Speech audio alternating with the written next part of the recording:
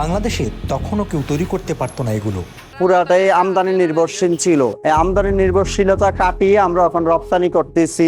কেউ সাহসও করেননি, কারণ একটাই, আর সেটা হলো সঠিক জ্ঞানের অভাব আর বেশি চ্যালেঞ্জ। শুরুর দিকে আমার নিজস্ব কোনো মেশিনই ছিল না। তারপর থেকেই একটি ব্যবসায়িক গল্পে আসে নাটকীয় মোড়। সেটি কি? দোকানদার উঠা বলে, এটা দেখে যাইতে পারবা, বানাইতে পারবা না। কিন্তু জেদ আর সঠিক পরিকল্পনার কাছে পাল্টে যায় সবকিছু। 2 বছর পরে ওই খেলনাটা আমি বানিয়ে মার্কেটে দেয় দিয়ে, এটাতে আমার হিউজ সফলতা আছে। যে বয়সে আমার খেলনা নিয়ে খেলার কথা ছিল, সেই বয়সে আসলে আমি খেলনা তৈরি করেছি। এই ফ্যাক্টরিতে আমাদের অলমোস্ট 15টা মেশিন আছে। 15টা মেশিন থেকে প্রায় প্রতিদিন 15 থেকে 20,000 পিস মাল উৎপাদন করা সম্ভব। আমাদের প্রায় 200-এর উপরে ডিজাইন আছে। আমাদের প্রতিনিয়ত এই ডিজাইনগুলো চেঞ্জেবল ডিজাইন। শুরুর দিকে আমার নিজস্ব কোনো মেশিনই ছিল না। এখন আল্লাহর রহমতে তো এখানে প্রায় 15টা মেশিনের মতন আমাদের আছে। সবগুলো মিলে 200 থেকে 250 করে মানুষ আমাদের ফ্যাক্টরিতে কাজ করতেছে। আমাদের যে টোটাল মার্কেটের 10%-এর মতন আমরা এক্সপোর্ট করে থাকি ইটালিতে, সৌদিতে এবং শ্রীলঙ্কাতে।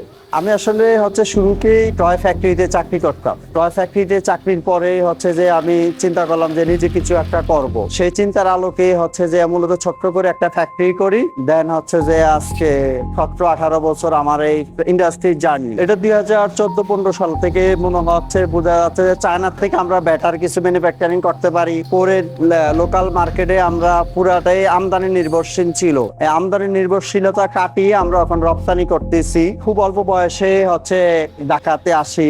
আমার বয়স যখন প্রায় 11-12 বছর, তখনই আমি এই খেলনা ফ্যাক্টরিতে চাকরি নেই। কিছুদিন চাকরি করার পরে আমার বাবা বিদেশে থাকতেন। তখন আমার বাবার ইচ্ছা ছিল যে আমাকে বিদেশে নিয়ে যাওয়া। পর আমি চিন্তা করলাম, যেহেতু আমি এত কষ্ট করে আসলাম, কোনো না কোনো কিছু আমাকে করতে হবে বলার থেকে আমি ডিটারমাইন্ড করি যে না, আমি যেহেতু এই লাইনে কাজ শিখছি, আমি এই লাইনে কিছু একটা করার চেষ্টা করি। খুব সামান্য পুঁজি দিয়ে আমি এই টয়ের বিজনেসটা স্টার্ট করি। তখন আমাদের প্রায় 90-92 হাজার টাকা পুঁজি ছিল 2007-8 সালের দিকে। আমরা কোনো পলিসি সাপোর্ট ছিল না। বাংলাদেশে মাল ম্যানুফ্যাকচারিং করি। এটা করলে যারা পাইকাররা ছিলেন, কাস্টমাররা ছিলেন, শুরুর দিকে এটাকে যে একটু এড়িয়ে যাওয়ার চেষ্টা করতো যে আমরা আসলে বাংলাদেশি মাল বিক্রি করি না, আমরা চায়নাটাই বিক্রি করি। তো শুরুর দিকে হিউজ চ্যালেঞ্জ ছিল। বায়তুল মোকাররমের এখানে আমার কিছু খেলনা দোকানদাররা নিয়ে বসে আছে। তখন ওখানে গিয়ে বললাম যে ভাই, এটা দাম কত?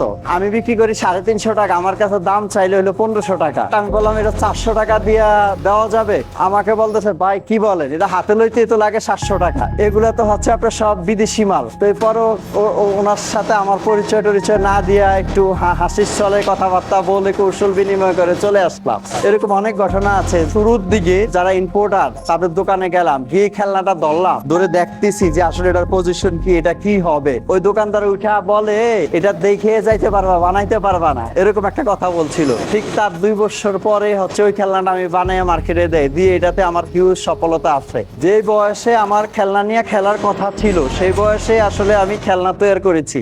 যার কারণে যে আমার এই সফলতাটা আমার খুবই আনন্দ দেয় আমাকে, যে না, আমি যেটা ফিল করছি সেটাই আমার সফলতা এনে দিয়েছে। কেউ যদি সেক্টরে শুরু করতে চায়, সর্বপ্রথমে যে বিজনেস তো ট্রেডিং বিজনেস একটা, আবার যে ম্যানুফ্যাকচারিং একটা। আপনার দুইটাকে 2 ধরনের মনস্থির করতে হবে। যখন ট্রেডিং করতে হবে তখন যে অত বেশি পুঁজিবাট্টা কিংবা অত বেশি অভিজ্ঞতার দরকার নাই। এটা চাইলে একটা লোক খুব সহজে এটা করতে পারবে। আর ম্যানুফ্যাকচারিং লাইনে আসতে হলে তাকে এই ম্যানুফ্যাকচারিং লাইনে কিছুটা সময় দিতে হবে, এই কাজটা বুঝতে হবে, জানতে হবে।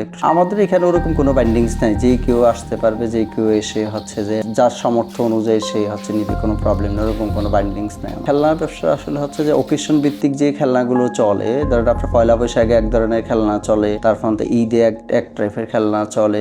যারা ফর্মালি সারা বছর করে, তখন তাদের জন্য সব ধরনের প্রোডাক্ট রাখা লাগে, তাদের জন্য আরো টাইপের যে পুঁজির দরকার। আমাদের যে একেবারে 10 টাকা থেকে একদম 1000 টাকা পর্যন্ত খেলনা আছে। আমাদের প্রোডাক্ট অলমোস্ট যে চায়না থেকে 40% যে আমরা সস্তা বিক্রি করি।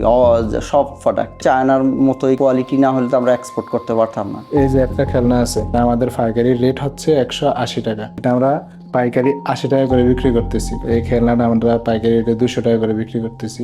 এইগুলো আমাদের রিমোট কন্ট্রোল গাড়ি, রিমোট কন্ট্রোল, এগুলো রিমোট। এটা আমাদের পাইকারি বিক্রি হচ্ছে 140 টাকা করে, আমরা এটা পাইকারি বিক্রি করতেছি। এগুলো আমাদের ওয়াজ মাহফিল মেলা এগুলোর মধ্যে এগুলো আমরা বিক্রি হইতেছে পাইকারি। আমরা চক বাজারে দিই, আমাদের ওয়ার হাউস আছে, ওই জায়গা থেকে এগুলো পাইকারি বিভিন্ন ক্রেতারা ক্রয় করে নিতেছে। এটা হচ্ছে স্যাটেলাইট সিট, এটা অলরেডি আমরা বিদেশেও বিক্রি করতেছি। এই যে স্যাটেলাইট, বিদেশেও যাচ্ছে, এটা স্যাটেলাইট সিট।